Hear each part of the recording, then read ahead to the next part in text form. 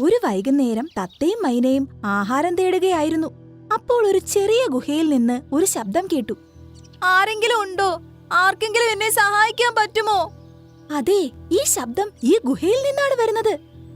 ഗുഹ ഒരു വലിയ കല്ലുകൊണ്ട് മൂടിയിരിക്കുന്നത് അവർ കണ്ടു. അതെ, നമ്മൾ പുറത്തുണ്ട്. നീ ആരാണ്? ഞാൻ ടീനു പക്ഷിയാണ്. ഈ ഗുഹയ്ക്കുള്ളിൽ ആഹാരം അന്വേഷിച്ച് വന്നതാണ്. അപ്പോൾ പെട്ടെന്നൊരു ഭൂകമ്പമുണ്ടായി. ഒരു കല്ല് വന്ന് ഈ ഗുഹ അടഞ്ഞു. ശരി, നമ്മൾ ഇപ്പോൾ തന്നെ എന്തെങ്കിലും ചെയ്യാം. തത്തയും മൈനയും കാട്ടിൽ വന്ന് ആനയോട് പറഞ്ഞു. ആനച്ചേട്ടാ, നമുക്ക് നിന്റെ സഹായം വളരെ അത്യാവശ്യമാണ്. ആണോ? തത്തേ, മൈനെ, എന്തു പറ്റിയെന്ന് പറയൂ. ഒരു പക്ഷി ഗുഹയ്ക്കുള്ളിൽ കുടുങ്ങിപ്പോയി. നിനക്ക് മാത്രമേ രക്ഷിക്കാൻ കഴിയൂ. അങ്ങനെയാണോ?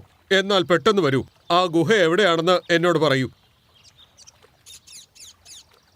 രാമു ആന അവരോടൊപ്പം ഗുഹയുടെ അടുത്തെത്തി. അവൻ തന്റെ തുമ്പിക്കൈ ഉപയോഗിച്ച് കല്ല് മാറ്റി. അപ്പോൾ പക്ഷി ഗുഹയിൽ നിന്ന് പുറത്തേക്ക് വന്നു. നിങ്ങൾക്ക് വളരെ വളരെ നന്ദി. സാരമില്ല സഹോദരി, നീ ഓക്കെയാണോ?